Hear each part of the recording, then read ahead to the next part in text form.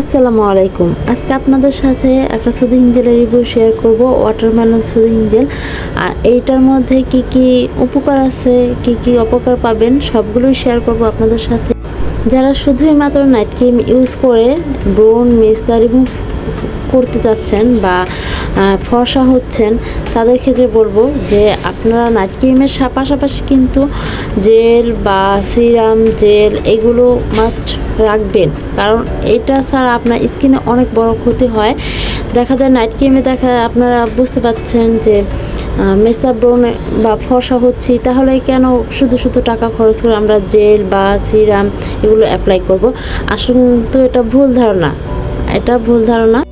সব নাইট ক্রিমে কিছু না কিছু ইফেক্ট থাকে, আর ওইটা কিন্তু পরে দেখা যায় ইফেক্টগুলো।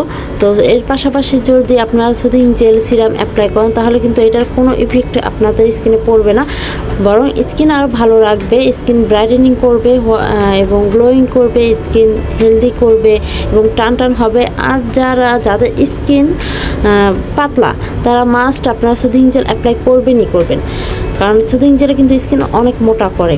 ঠিক আছে, আর হলো ওয়াটারমেলন সুদিং জেলটা আমার কাছে বেস্ট মনে হয়। আমি সবসময় এটা রেগুলার অ্যাপ্লাই করি, আর সুদিং জেল অ্যাপ্লাই করা কিন্তু এমনিতেও ভালো। আর এটার একটা ফুল প্যাকেজ আছে, ওইটা রিভিউ অন্য একদিন শেয়ার করবো আপনাদের সাথে। তো আজকের মতো এখানেই বিদায়, আল্লাহ হাফিজ।